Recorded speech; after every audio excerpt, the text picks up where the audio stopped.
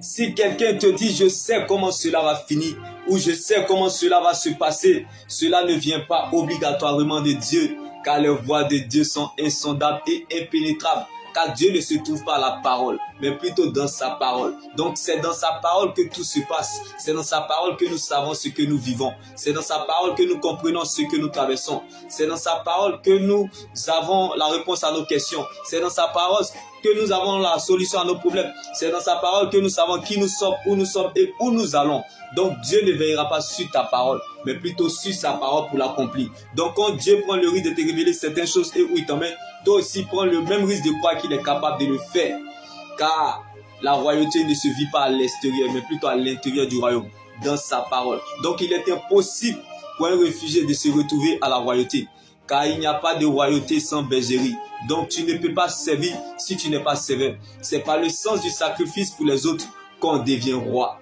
Donc on reconnaît un faux prophète par l'annonce du malheur. Car lorsque Dieu révèle un fait, il va jusqu'au bout de sa délivrance complète. Tout ce qui fait peur ou division vient toujours du diable.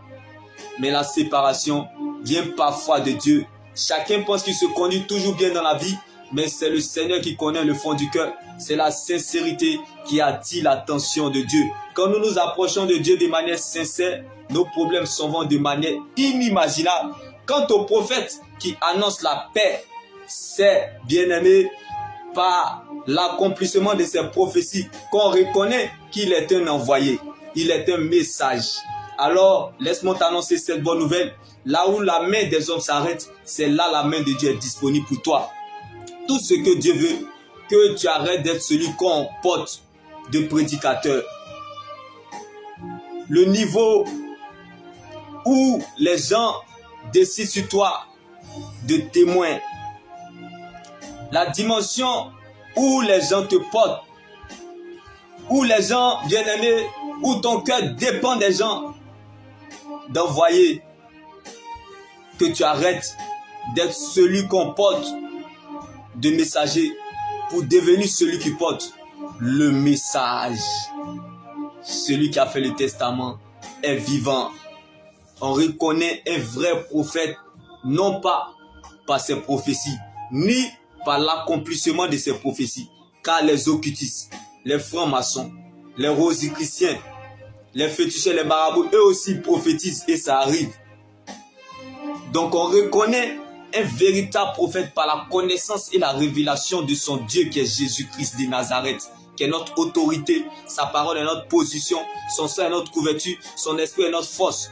La foi est notre victoire et la résurrection est notre liberté. Les fruits que nous recherchons pour notre liberté dépendent de notre relation avec Dieu. Car c'est de notre relation avec Dieu que découle tout le reste. L'avenir du peuple dépend de son obéissance à Dieu. L'avenir d'une église dépend de son intercession. C'est par le sens du sacrifice pour les autres qu'on devient roi. Celui qui a fait le testament est vivant. Les fruits d'un arbre reflètent sa nature. Donc tout arrive à celui qui croit et non à celui qui voit. Voir, ce n'est pas de la croyance, c'est du fétichisme.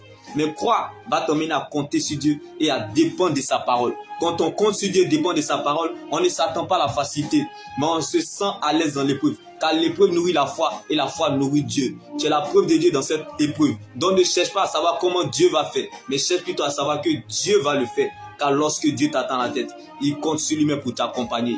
Donc, ne cherche pas à connaître les prophéties futures. Ne cherche pas à savoir les prophéties futures. Car Moïse a reçu toutes les révélations du monde mondial. Il est monté même à la montagne. Il a vu Canaan, mais il n'est pas entré à Canaan. Il a perdu la fidélité de Dieu en chemin. Il est mort en route. Il n'a pas terminé l'année, malgré qu'il a reçu toutes les révélations du monde mondial. Donc, bien aimé, ne cherche pas à savoir les prophéties futures, mais cherche plutôt à connaître le Dieu de la prophétie, qui est Jésus-Christ de Nazareth. Car Josué, qui était le serviteur de Moïse, n'a pas vu Canaan, mais il avait la connaissance et la révélation du Dieu de Moïse. C'est pour cela qu'il est entré à Canaan. Alléluia. Alors ne cherche pas à savoir comment Dieu va faire, mais cherche plutôt à savoir que Dieu va le faire. Ne cherche pas à savoir les prophéties futures, mais cherche plutôt à connaître le Dieu de la prophétie, qui est Jésus-Christ. Même si la prophétie commence par le contraire de son accomplissement, sache que la parole de Dieu, c'est la seule prophétie qui ne rate jamais son but. C'est la seule solution sur laquelle nous pouvons nous tenir.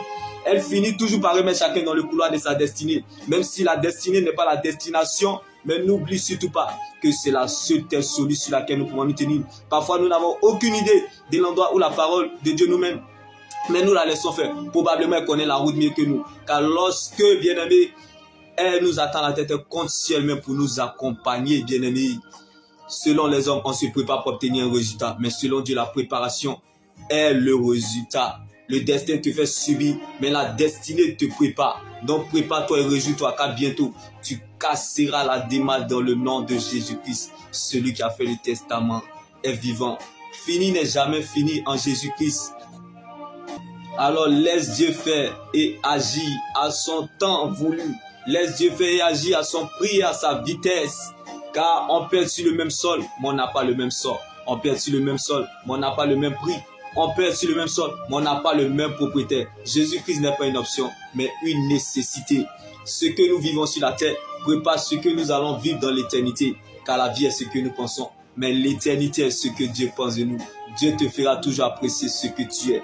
Donc ce que tu es a plus de valeur que tout. Ce que tu as est plus grand que ce que tu cherches. Espère ou attends que le nom de Jésus-Christ, ce que Dieu fait pour nous dans le secret, est plus grand que ce que nous regardons ou traversons. Donc, bien-aimé, Dieu te justifiera, non pas parce que tu as raison, mais parce que tu es sa raison. Alors, aimer Dieu sans raison apporte à la raison ce qui est inaccessible. Tout arrive à celui qui croit. Tous les aveugles de la Bible ont reçu la guérison, non pas parce qu'ils ont vu Jésus, mais parce qu'ils ont cru en la parole de Christ, la seule terre solide sur laquelle nous pouvons nous tenir.